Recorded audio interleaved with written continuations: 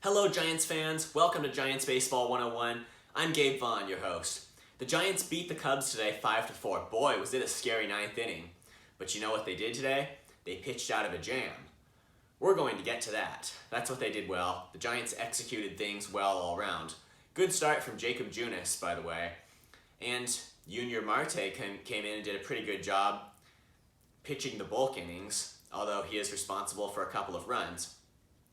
Offensively, the Giants jumped on things early. Austin Slater hit a double in the third to open up the scoring. Yermin Mercedes followed it up with a subsequent single. In the fourth inning, Luis Gonzalez had a 2-run shot. Then Joey Bart followed it up with a solo homer to bring it to 5-0. It's good to see that Bart's power came around in this game. He has some things left to prove, but he does have that power when he is good, which has not been consistent, but he does have some big moments for the Giants this year. And I would say this game is one of them because the Giants needed every run.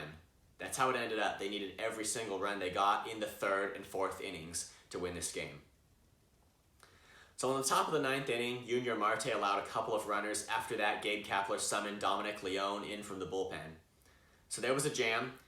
A 4-run lead, but with runners on first and second. Leone promptly gave up a single to David Bodie, and somehow Austin Slater fired it back into the infield in time to keep a runner from scoring. The situation was bases loaded, nobody out. The next play was a ground ball to Jason Vosler, and Vosler didn't really do the right thing with it because he was looking for a force out somewhere. He just made a fielder's choice, threw to the wrong base, a run came in, and he would have been better off probably trying to throw to first. I mean, I can't say whether he would have gotten the out for sure, but it wasn't scored a hit, so at least in the official scorer's judgment, that would indicate there's got to have been a possible force out somewhere. But on that play, the Giants didn't get one. Cubs got a run home. It was 5-2 Giants, bases loaded. After that, you know how the Cubs made that ninth inning really scary? Just by grounding out and sending runners home. That's what you can do when you have runners in scoring position with nobody out in an inning. If you're just able to make contact and the right kind of contact that will give your lead runner a chance to get home, you can really heat things up. That's what the Cubs did well in the ninth inning. So it was 2 consecutive ground outs against Dominic Leone. Each of them brought in a run, and the second one also moved the runner on first base to second. So the situation was 5-4. 2 outs, and a runner on second base, potential tying run on second base. Then Leone got the ground out to end the inning. But you just see, you gotta give that to the Cubs being incredible, the way they got something for every out except the last in that inning. Made it tough on the Giants. That's how they made the inning scary, by getting runs home on really soft contact, or at least contact that doesn't go for hits, but just it's just hit to a place where the runners can get home on. And that's why the Giants needed every single run they got in this game. Ninth inning rally by the Cubs, not quite enough. Leone shut the door. Now, what did Dominic Leone do tonight? And he's charged with an earned run. It wasn't his fault that he had to come in with a couple of runners on base, and Jason Vosler mishandled the ball somehow, and a run got home.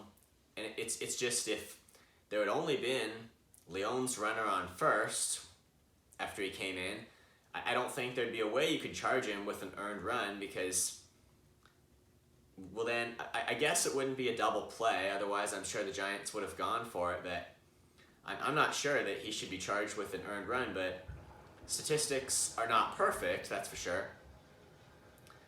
But anyway, here's the question. What did Dominic Leone do tonight that the Giants absolutely needed to be better at? Well, it's called pitching out of a jam. He did an excellent, amazing job.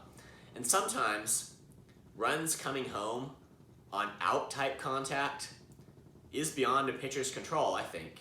Leone got a couple of ground outs. You want a strikeout in a situation like that.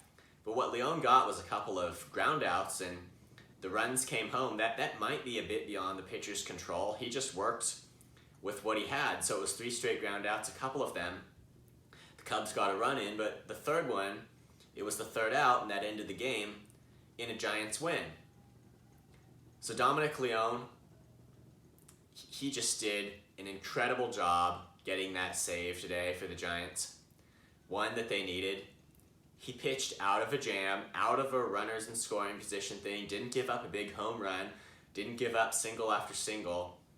He worked through just a crazy tough spot.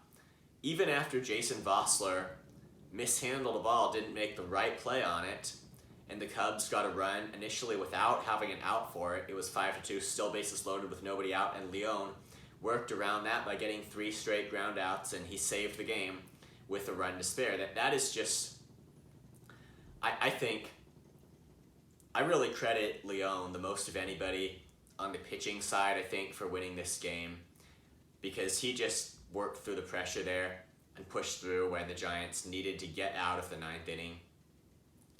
And not just get out of it tied, because they don't do well in extra innings. Who knows what would have happened if it had to go to the 10th. I just think this was the time to win it here in the 9th inning, and the Giants did. They take a lead in the series against the Cubs 2-1.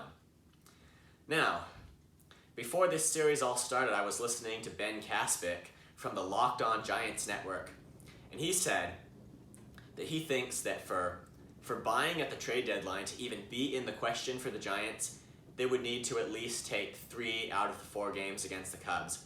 And I don't think he's too far wrong either. That is probably true. The Giants have now won 2 and lost 1. So what does that tell you about tomorrow's game? Well, it could be everything. And after tomorrow, there are 2 games against guess who? Oh yeah, the Dodgers. After that, it's a trade deadline. So in total, that's 3 games until the deadline. If the Giants win at least 2 of those games, then it would just be very bad for the front office to sell out the Giants season this year. And you could think about winning later with prospects and all that. The answer might be to win now and to make the playoffs right here in 2022. So if the Giants can win at least 2 of the 3 games, it would just be bad, real bad, I think, to sell out on the season. Not every season is going to be a 2021. That's just the reality. We got a 6-team playoff format. And sometimes it is just fighting to squeeze into those playoff spots that is a team's best path to winning. You're not always going to have a clear shot into the postseason. Sometimes you've got to battle through into like the final few days before the postseason starts to try to secure your spot. That might be the way it is this season. So we need to be able to expect the front office not to sell this team out if they can win at least 2 of their 3 games, because it's within striking distance. And yeah, we got the trade deadline. I would expect an improvement if they can add on the right players. And the other component to this too would be not just being so mild at the trade deadline, picking up a couple of names that are just not anywhere near the top of the list, and then it ends up not really changing the team too much, at least not substantially enough. That too, I think, would be a problem. If the Giants win at least, here's what I'm saying. If the Giants win at least 2 of their remaining three games, then I'm saying we need to buy, and I'm saying, and don't sell the whole farm system. I'm not saying we sell the whole farm system out either. I'm just saying if the Giants win 2 out of their next 3 games, I'm saying the front office needs to seriously look after who they can get at the trade deadline and buy for the Giants. Because that's an indication, I think, that this is still a year of contention. That's how I view this. And the next 3 games are just going to be absolutely critical for the Giants. It could decide everything. I think it could literally decide everything about the Giants season. I would say the main thing I'm concerned about is the possibility of a decision to maybe just at the trade deadline to pick up a couple of relievers who are not so much above average as to be the top relievers, like really on the trade, on the trade market. And I'm not just talking about this closer, non-closer thing. I mean, in that sense, closers are overrated. I mean, it's right to have your closer as your best relief pitcher. It's just not right to disregard the work done by all the others. What I'm talking about is, what if the Giants just decided they needed to maybe pick up a couple of relievers at the trade deadline but didn't go after the best in the league that are out there, and it really was seen by everybody as a lesser move at the trade deadline. That's a concern. I don't think it's enough for this roster. They go 2 out of 3 in these remaining 3 games. They need to get something. They need to add. It needs to be clear to everybody that they're buying at the trade deadline. Again, do they just trade everybody they've got by way of prospects? No, they don't, but they need to seriously consider the big names out there on the list. Because in these next 3 games, the Giants do still have an opportunity to prove that they can contend this year, and it might be now. Now might be the time to win. So tomorrow we've got Carlos Rodon pitching against the Cubs, and that's a game he's going to have to be good. He was an all-star. We need our ace to perform. That's what we need.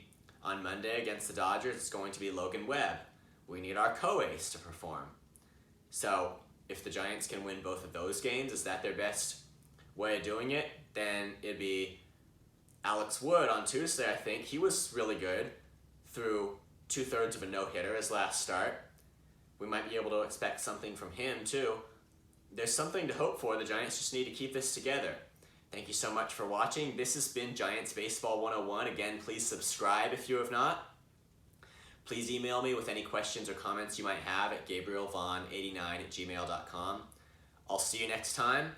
Please be here tuned in for the wrap-ups of the next 3 games because they're critical ones. I'll see you next time.